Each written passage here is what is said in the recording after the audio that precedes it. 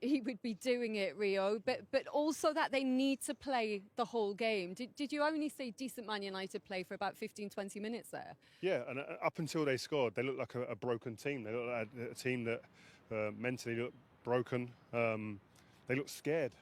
They looked scared to take the ball. They looked scared to pass the ball to teammates. They looked scared to take any risks.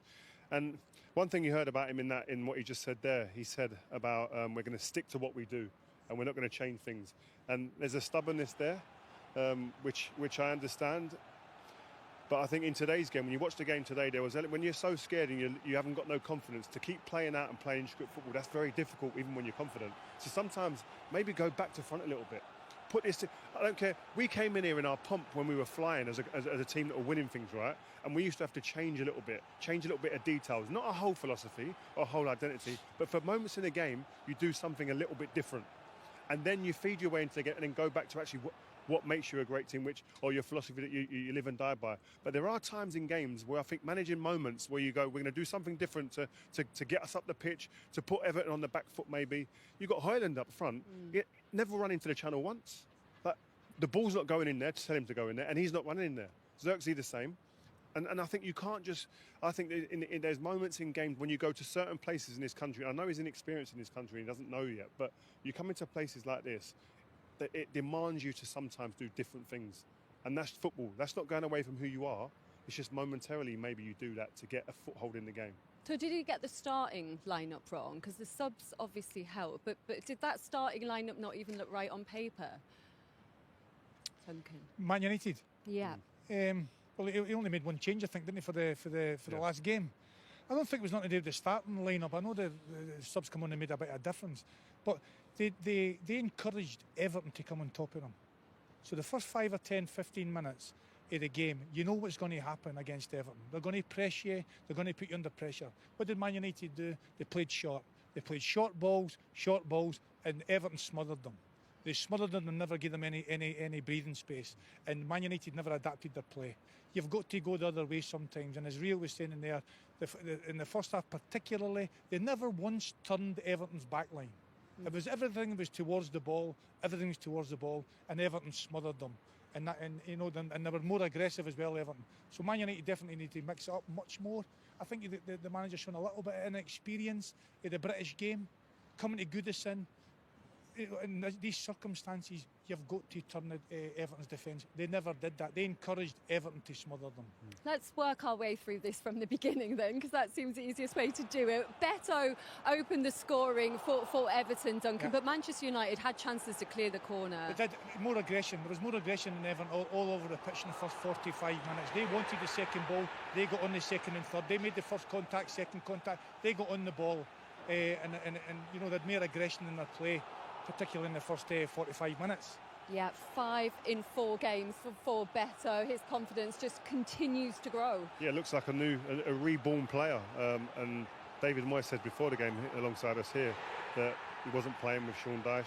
Came in, he's lucky to get in the team because of an injury to Dominic Calvert-Lewin. But since he's come in there, I think he's worked his way into form through hard work and being ugly, playing an ugly side of the game. Absolutely. I mean, Sean Dyche brought him to the club. He never played him, did he? David Moyes came in, never really started him as well. And as you said, a couple of injuries. And he's obviously been working really hard in the training ground. And as we talked about at the start of the programme, running away from the ball. Running away from the ball, and there it is. That's his strength. Running away from the ball with a great pass in and great finish.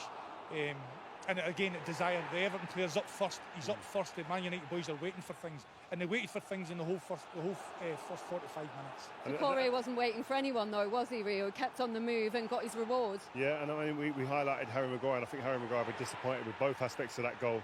In terms of the first bit where he gets running behind and then loses out to this duel here.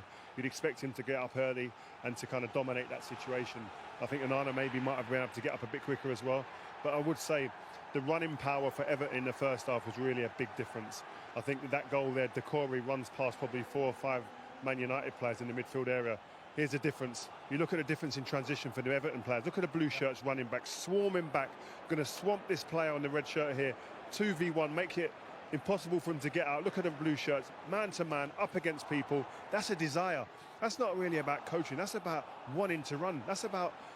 It's harder to coach tactically than saying, listen, you make sure you run. And time again, that man's team won every single duel when it was about. Certainly in the first 45 minutes, Everton were well ahead of Man United. Man United were so far off it, and as Rio says, in the transition, especially the defensive transitions, they were miles off. They just weren't running. Everton were running much harder in that first half. So, and as it went on, the second half particularly, Everton then started to set off to play a wee bit too much. But there's no hiding places for the Man United.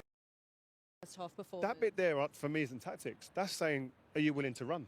Are you understanding when you're meant to run, and are you willing to actually roll your sleeves up and run hard over the course of 90 minutes? And we've had to wait until Man United get a goal from the talisman, from the inspirational Bruno Fernandes, and then they woke up, and then they were running. That's not good enough. I just like to say it's habits. Man United have got into bad habits. Okay, you can train that. You can train defensive transitions. There's no excuse. You can run, but you can also train it. So bad habits. They fell into bad habits. They need to work on that in the coaching ground.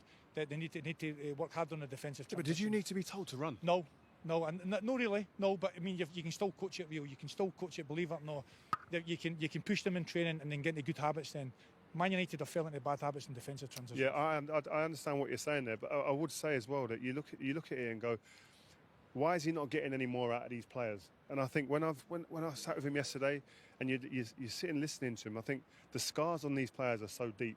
But isn't part of his job to build confidence? And we keep hearing from him, the implication that the players aren't good enough, the levels aren't good enough. Isn't that part of his job to lift that confidence? Lift that confidence, but also, look, there's players there, I'm sure there's players there you don't want, that he thinks are dead wood, but he's got to work with them. But you've got to work with what you've got. He's got to work with what he's got, and maybe that's why he didn't want to come during the season.